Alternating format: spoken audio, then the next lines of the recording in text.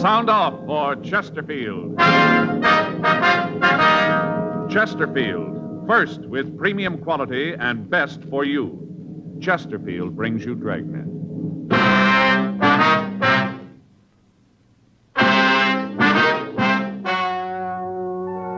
Ladies and gentlemen, the story you are about to hear is true. The names have been changed to protect the innocent.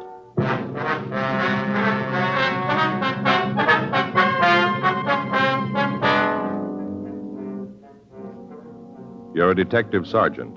You're assigned the homicide detail. A man has been shot and critically wounded. There's no trace of the suspect. Your job, find him. Here is Chesterfield's record with smokers, and important to you. No adverse effects to the nose, throat, and sinuses from smoking Chesterfield. That's the report of a doctor who has been examining a group of Chesterfield smokers for a full year and 2 months as a part of a program supervised by a responsible independent research laboratory. Don't you want to try a cigarette with a record like this? Chesterfield. First with premium quality. Chesterfield. First choice of young America. And that's from a survey made in 274 colleges and universities. Try Chesterfields today. Chesterfield, regular or king size. They're much milder and best for you.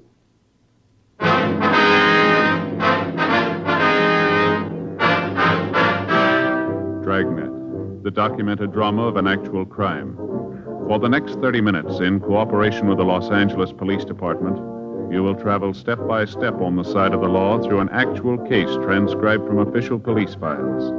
From beginning to end, from crime to punishment, Dragnet is the story of your police force in action. It was Sunday, April 26th. It was raining in Los Angeles. We were working the night watch out of homicide detail. My partner's Frank Smith. The boss is Captain Lorman. My name's Friday. I was on my way back to the office, and it was 11:44 p.m. when I got to room 42. Homicide. Hi, Frank. Hi. Anybody call? Yeah, Lopey called. Wants to know if he left his overshoes. No, I didn't see him. It's quit raining anyway. What are you doing there? Just a minute, Joe. What's the scale for? The needle's bent a little. And what are you doing? Here, weighing my stuff. You're what? Weighing my stuff. Oh, yeah. I guess everybody ought to know what his stuff weighs, huh? Yeah. Let's see. Got my gun. Better take the bullets out first. What are you doing that for? Weigh them separate, Joe. Keep track. Yeah, that's right. Now, the bullets. Uh-huh. Handcuffs. Frank, did anybody ever ask you about all this? And my bullet clip. Look, I'm a member of the club here, too. What's this all about? Pencils. 4? Yeah, press kind of hard. Yeah. Other stuff in my wallet. Change. Keys. Boy, no wonder my feet kill me. What? 6 pounds, 2.5 ounces. That's what I carry, Joe. Working night's got a flashlight, too. That's good for another pound. You figure that's what makes your feet hurt, huh? Sure. Yeah. 6 pounds, 2 ounces. How much do you weigh, Frank? Any calls? Come on, how much? Joe, I get that all day from Fay. Never thought I'd get it from you. Yeah, it's a hot shot. I'll get it.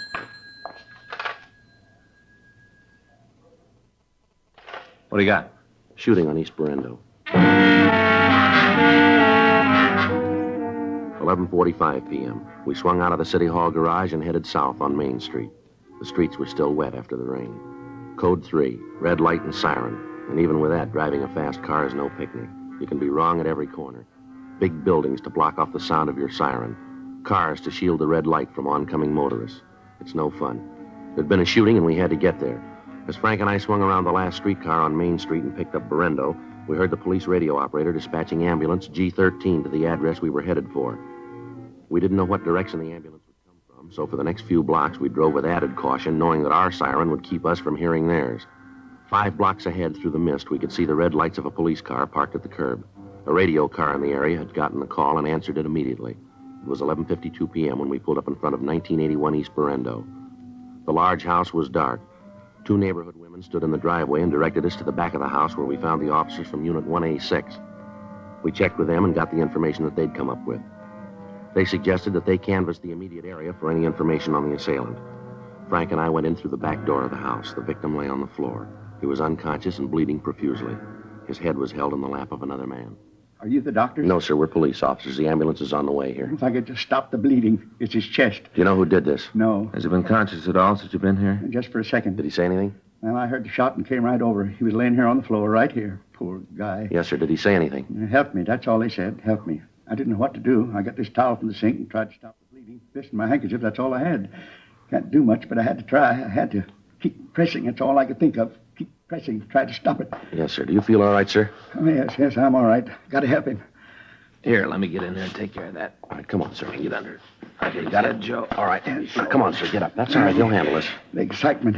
Can't seem to get my breath. Something we can get for you? No, I'll be all right. I think I'll get a drink of water. I'd rather you wouldn't touch that glass, sir. Huh? Oh, yeah, fingerprints. Well, I can wait. Oh, say, I did touch that towel. Hope it didn't hurt anything. Didn't mean to. No, sir, I don't think so. What's your name? Paul West. I live right next door, right across the driveway, gray house. Uh-huh.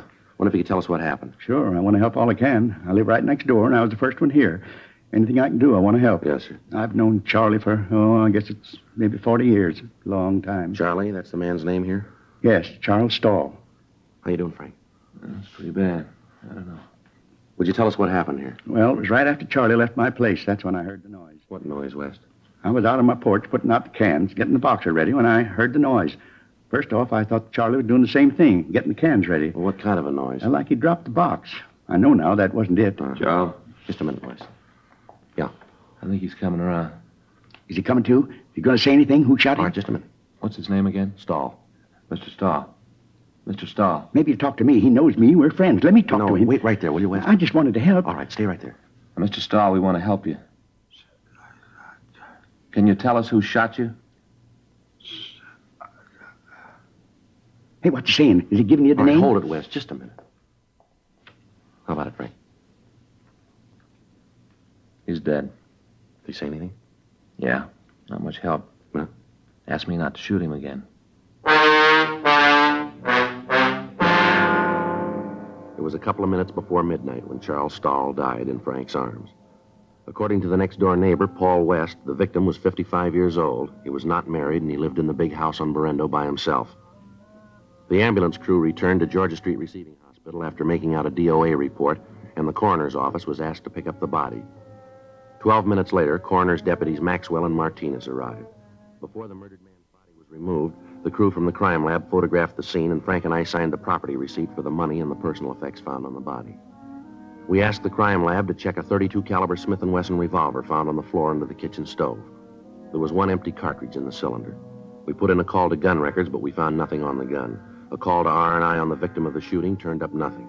Latent fingerprints found nothing on the murder weapon. The crime lab crew found no footprints in the ground near the house, but they did find several marks of tire tracks and one good impression left in the moist dirt in the alley behind the house. A plaster cast was made of the imprint, and it was returned to the office to be booked as evidence. We checked with the officers in Unit 1A6, but they said that in canvassing the neighborhood, they'd been unable to come up with any new leads. 12:21 a.m. We checked back into the house, and we talked to the neighbor, Paul West. What kind of a job did Stahl have? Owned a print shop, Stahl Press, over on the east side. Was he in business by himself? What do you mean? Well, did he have any partners? No, Charlie owned it right out. Had the pink slip, you might say. Mm-hmm. Can you give us the address? Sure, biggest print shop on the east side. Printed just about everything. Posters, display cards, things like that. He gave me some cards last Christmas. Here, take a look. That's my name, embossed. Yes, sir. Did it himself. Mm-hmm. That's very nice, sir. Can I have that back, please? Oh, sure. Here. Embossed. Anybody in the shop with him? Any employees? Well, there's the Becker kids, Pete and Alvin. They work in the shop, do they? Yeah, I've been with him. I guess it's been about 5 years. How's he get along with them, would you know? Fine. I never heard about any trouble. I've been kind of friends with the family. Charlie was pretty fond of them. Did he have any personal enemies, maybe because of the business? No, not that I know of. Uh-huh. How long did you say you've known Stahl? Been about 40 years. We grew up together. I see. His father and mine built these houses at the same time. Charlie and I went to school together. Belonged to the same clubs.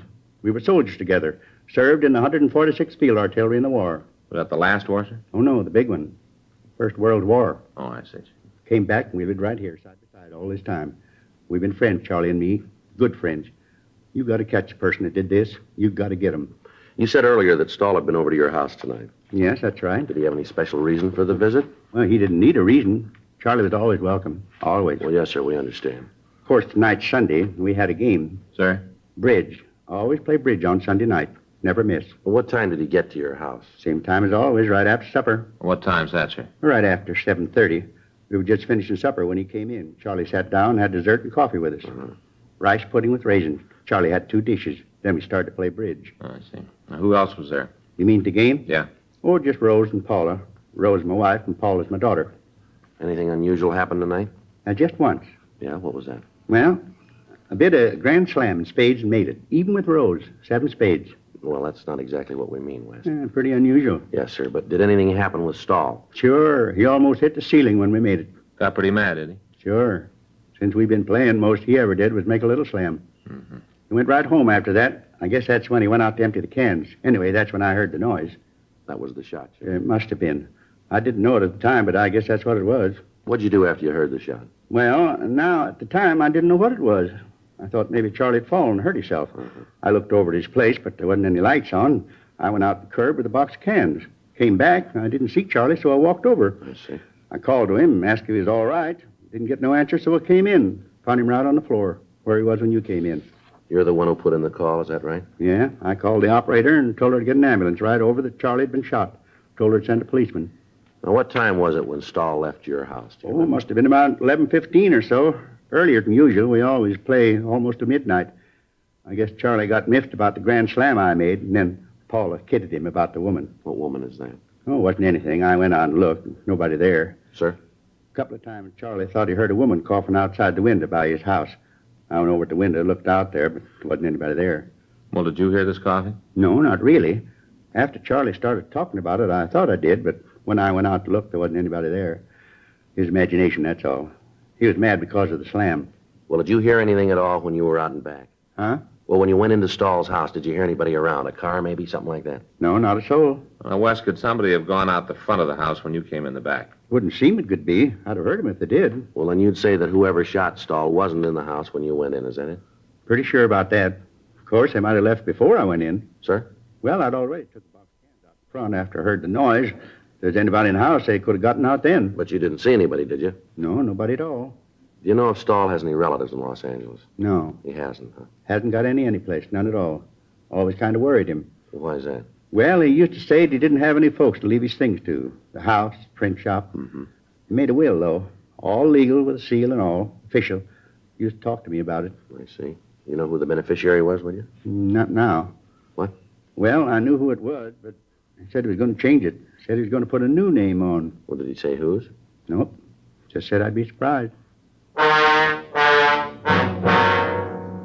We looked through the victim's desk for the will. In one of the bottom drawers, we found a locked tin box. In a box of paper clips, we found a key that fit. In the top liner of the box, there was a Purple Heart ribbon and an American Victory Medal from the First World War. In the bottom of the box, there were several government bonds and the will. In it, he left the house and the rest of his possessions to a Mrs. Margaret Becker. The print shop and the business he left to Mrs. Becker's sons, Peter and Alvin. The will was dated 3 years previously. On a separate piece of paper, we found an address for a Mrs. Margaret Becker, the Lone Star Motel on Sepulveda Boulevard. 12:40 a.m., we affixed the public administrator's seal, which the coroner's deputy had left with us, to the door of the victim's house. We talked with the wife and daughter of the neighbor, Paul West. They confirmed the story he'd given us. On the way to talk to the Becker woman, we stopped and called the office. They checked the name through R&I, but they came up with no identification.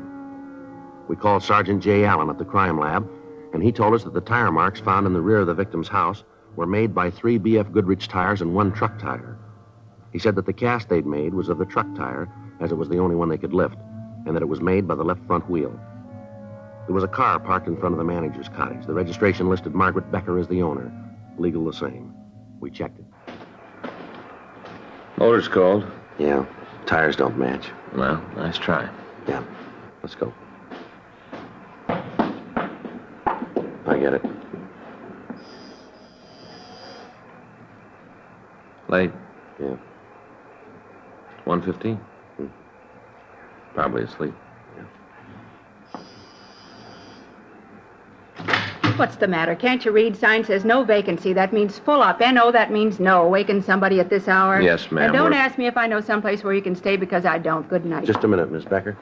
How do you know my name? Police officers. Well, what do you want around here? I run a clean place. No trouble. License all paid up. Nothing wrong. We'd like to talk.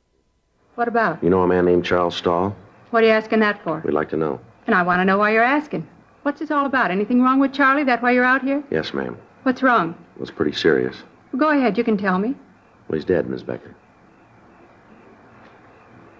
Come in. Thank you. What's the matter, Margaret? Who are these fellas? Who are you? What are you doing here? They're policemen. Well, we don't need you. We got the whole thing cleaned up. We took care of it ourselves. Nobody sent for you. We took care of him. No, Daddy. They're here about Charles. Charlie Stoll? Yes, sir, that's right. Charlie here? Well, where is he? He's not here, Daddy. Something's happened to him. What? He's dead. Dead? Charlie? Yes. Well, how did it happen? An accident? No, sir. Oh, poor Charlie Stoll. He's a nice boy. Too bad. I thought you was here about the fellow number 8, the loud one. What's that, sir? A man from Texas came in tonight pretty drunk. We had to take him in. Daddy put him to bed. He was pretty drunk. Heavy, too. That's what he thought you were out here for. Couldn't even get out of his car. Margaret had the pocket for him. Loud, real drunk. Wore his pants inside his boots. What was it you wanted to see me about? There's a few questions we'd like to ask you. About Charles? Yes, ma'am. When was the last time you saw him? Must have been a couple of weeks ago. I saw him last week, April 22nd, went fishing down at the pier. Miss Becker, what was your relationship with Stahl? Good friends, that's all. We knew each other almost all our lives. I used to live next door to him. Went through school together. I always thought they were going to get married. Charlie was a good boy. You see much of him lately? No, not too much. I've been busy here with Daddy, and Charlie's had other things to do. Moved next door to him on December 14th. Exactly 42 years ago come winter. You know if he had any enemies, ma'am? No, can't think of anyone who didn't like Charlie. Didn't catch anything at the pier. Bad bait. You've been home all evening, have you? Yeah. Why'd you ask that? Well, it's just routine. You think I had something to do with it, that it? No, ma'am, we don't. Pinheads, that's what you need. I beg your pardon, sir? Pinhead anchovies, that's what you need for pier fishing. You say it's routine, but I don't like you coming in here, waking us up with all these questions. We've had a bad night, that drunk coming in here. We've been on the go ever since then. A few years ago, we used to be able to get a lot of pinheads. Not anymore. You want to make any accusations, you talk to Paul West. You just talk to him. Try your routine questions there. Paul West? Yeah, Charlie's neighbor. He's never liked Charlie, never. Anyone hurt Charlie, it was Paul. Why'd he say that, Mrs. Becker? Years ago, Charlie was sweet on Paul's sister. On the way back from the beach one night, there was an accident, and Paul's sister was killed. Never forgave Charlie. Always held him to blame. Well, why was that, Miss Becker? Charlie was driving. Paul hated Charles for it. Now the thing with the daughter. Paul didn't like that either. Somebody did something to Charlie. You routine the man next door. You talk to Paul West. Now get out of here. I want to get some sleep. If you got any more questions, you come back in the morning, and I'll talk to you then. You get out of here now. Yes, ma'am. But what did you mean, the thing with her West's daughter? All right. I'll tell you that, then you got to get out of here. Yes, ma'am. A couple of months ago, Paula came home. Divorced her husband and moved home. Right away, Charlie got sweet on her. Paul didn't like it. Didn't like it at all. Did you ever say anything to Stahl about it? You bet he did. They had a lot of arguments, a lot of them. You talk to Paul West. He's the one you got to talk to. Now, good night. We'll be back in the morning, ma'am. I'll be here. Don't worry. I'll talk to you then. I'm going fishing tomorrow. They're getting pinheads now. There's a new one, huh? West's daughter. Yeah, better check it out. Hold it a minute. Huh? Let's take a look back at the carport here. There it is, a Texas license plate. Yeah. I'll check the motor. How about it? Radiator's warm. How about the wheels? 3 Goodrich tires and a truck tire.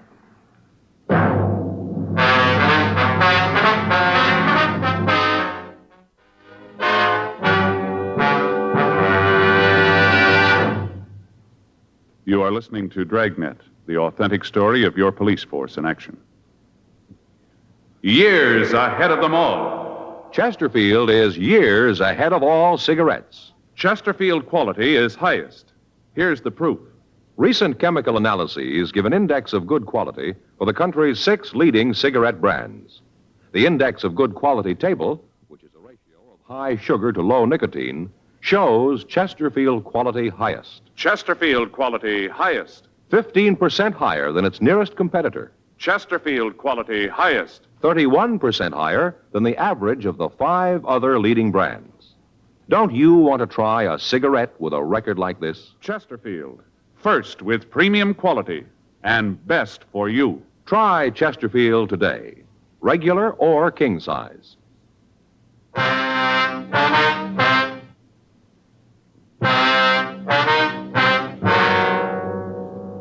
The information we'd gotten from the crime lab gave us the make of the tires that had left the imprints in back of the victim's house. 3 of the tires had been identified as being of Goodrich make. The 4th was a truck tire. The car we'd found in the carport of cabin number 8 had tires that matched the description. 1:26 a.m. We went back to talk to Margaret Becker. I'd like to know just what this is all about. Why you're snooping around asking questions. Now, why don't you come right on out with it? Come on, you think I had something to do with Charlie being dead, isn't that it? No, ma'am, we told you before. This is just a routine investigation. We're trying to get the facts here. You still haven't told us about Charlie. Was he killed? Yes, ma'am. You think I did it? We didn't say that. Not in so many words you didn't, but that's what you meant. You found the will. That's what made you think it was me, isn't that it? You knew about the will, didn't you? Certainly I knew about it. Charles told me when he had it drawn up. Said he didn't have anybody else, wanted to see that me and the boys were taken care of. Too bad about Charlie Stahl. He was a good boy. He's going to take care of Margaret. You ever say anything to you about changing the will? Yes. Told me about it the last time I saw him. Had lunch together, and he told me then. Tell you what changes he was going to make? No, not right out. Didn't have to. I knew. I could tell. Way he's been acting lately, I could tell. So could I. Well, what do you mean, the way he's been acting? Was there anything wrong? Well, this thing with Paula. Told you about that. Charlie's been acting like a fool, falling all over her, gushing sweet talk. Silly. Mm-hmm. Well, she had him in a trance. Her just 25 and him 55. Talk about spring and winter. Well, that was them. How'd Paula feel about this? How'd you expect her to feel? She thought that Charlie'd leave her the money, house, everything. She went right along with it, real brazen. Sir? Yeah? You said earlier that you thought your daughter and Mr. Stahl might get married. Is that right? You better did. They always been in love. Daddy, that's not true. Well, it is, too. I'm your father now. You show a little respect. After that no-good Becker walked out on Maggie, she and Charlie started to see each other again. Went real nice. Then Paula come into town, and Charlie Stahl took up with her. Mm-hmm. Charlie Stahl made out his will so that everything went to Margaret and the kids. Then he decided he'd change it. You knew about the will, too, huh? Sure, I was a friend of Charlie's. We used to go fishing all the time, talk about things. I told him that he was wrong to even think of changing his will. I told him that it was wrong. What time did you say that car from Texas got in, ma'am? I told you, about 10:15. Well, ma'am, is it possible that somebody could have taken the car out without you knowing about it? Hey, wait a minute, Margaret. That ain't right. What? It wasn't that late. It was only about 8 when he come in. I remember because I was in bed at 8:30. I put him to bed and then come back and went to bed myself. I wanted to get some sleep, kind of going fishing in the morning. You pretty sure about the time, are you? Well, you bet. I remember because I got in bed and turned on the radio. Listened to that radio program about the detective. Fell asleep before the end. Never did find out who stole the jewels and did the murder. What was your daughter doing when you came back? Just sitting there. She went out to put the car away, and I went to bed. Mm-hmm. How long was she outside? I don't know, a few minutes, I guess. Can you tell us a little closer than that? Not very well. I told you I went to sleep. I didn't hear her come in. Miss Becker, I wonder if you'd get dressed, please. We'd like to talk to you downtown. What for? Well, we have a report from our crime lab. They found some tire tracks in back of Stahl's house tonight. They were fresh tracks. They'd been made since it stopped raining. Those tracks matched the car you got parked back there. And you think I drove the car over to Charlie's? Well, we'd like to talk about it. Why? Why'd I do a thing like that? Why'd I want to kill Charlie? Maybe because he was going to cut you out of his will. Looks like a pretty good motive. You two are out of your minds. All right, ma'am. We'll lay it out for you. You better do that. Making accusations you can't back up. The way the evidence looks, we got a pretty good case here. The way it looks, you took the car and you drove it over to Stahl's. He was next door playing cards, so you waited in the kitchen for him to come back. A couple of times you coughed while you were waiting. He heard you. He came over to the window to see who it was. Because it was dark, he couldn't see you. I haven't heard a story like that since I stopped reading fairy He tales. came home and you killed him. Then you heard Mr. West next door. He came over to see what it was. You went out the back way to the car that you'd parked in the alley, and you drove it back here. That's the way it looks to you, is it? Yes, ma'am, that's the way it looks. You figure she killed Charlie Stahl? Yes, sir. You're going to arrest Margaret? We want to talk to her about it. Oh, going to take her down to jail, huh? Yes, sir. Mm-hmm. Well, I'll go and put my clothes on. No, that isn't necessary for you to go with her, sir. Well, she's not going. What? I killed Charlie Stahl. Daddy. You killed him? Yep. Got tired of how I was treating Margaret. Got good and tired. Him talking about how he was going to change the will. I couldn't let him do that. I just killed him and drove the car over and did it. What time was all this? Huh? What time did you go over to Stahl's? Right after the fellow from Texas. I guess it was about 9. What time did you kill him? Oh, must have been 10:30 or so. I had to wait for him to get through playing cards. I had to wait for him to come home. Why are you doing this, Daddy? Why am I doing it? I said somebody's got to take care of the kids. Somebody's got to take care of you. I'm an old man. I ain't much use to anybody.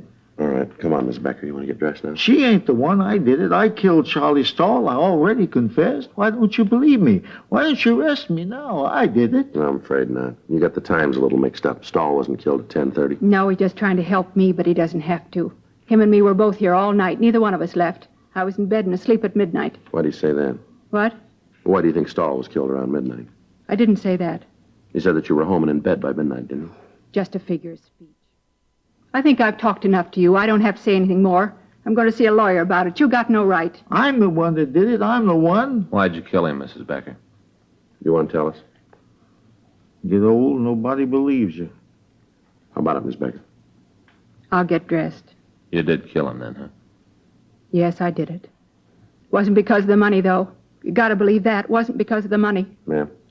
I loved him. Deep in my heart, I loved him. Always did. Even when we were kids. I thought he was going to marry me. Then he met Paula. You shouldn't have done it, Margaret. I loved him and he didn't want me. He wanted Paula. You know what that's like? What's that? Love somebody and them not want you? Begins to eat at you. Pretty soon you can't stand it anymore. That's why I did it, not for the money, you understand. I just wanted him. Yeah. Just him, that's all I wanted. Not his money, you believe that? I never wanted his money, I just wanted him. You believe that? Well, it really doesn't make any difference, does it? How do you mean? You didn't get either one.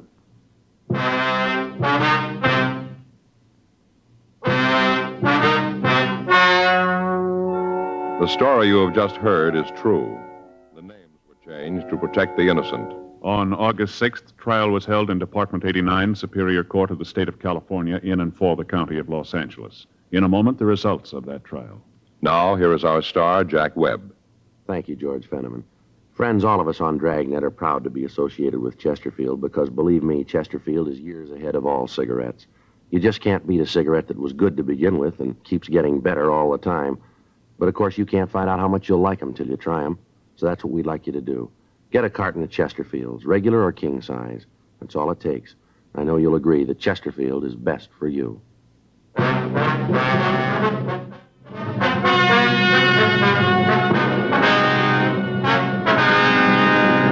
Margaret Alice Becker was tried and convicted of murder in the first degree. She was sentenced to life imprisonment on the California Institute for Women, Corona, California. Further investigation proved that the suspect's father, John Samuel Woodbridge, was not implicated in the murder. He was not held. You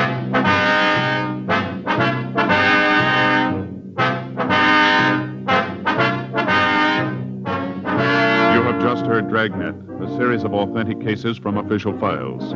Technical advice comes from the Office of Chief of Police W.H. Parker, Los Angeles Police Department. Technical advisors, Captain Jack Donahoe, Sergeant Marty Wynn, Sergeant Vance Brasher. Heard tonight were Ben Alexander, Vic Rodman, Helen Klebe, Ralph Moody. Script by John Robinson. Music by Walter Schumann. Hal Gibney speaking. For a million laughs, tune in Chesterfield's Martin and Lewis Show, Tuesday on this same NBC station. And sound off for Chesterfield's. Either regular or king size, you'll find premium quality Chesterfield's much milder. Chesterfield is best for you. Chesterfield has brought you Dragnet, transcribed from Los Angeles. Have you tried new cork-tipped Fatima? It's the smooth smoke. Here's why. New Fatima tips of perfect cork, king size for longer filtering, and Fatima quality for a much better flavor and aroma. Remember, Fatima has the tip for your lips. Try new Fatima. See how smooth it is. Fatima is made by the makers of Chesterfield, Liggett and Myers, one of tobacco's most respected names.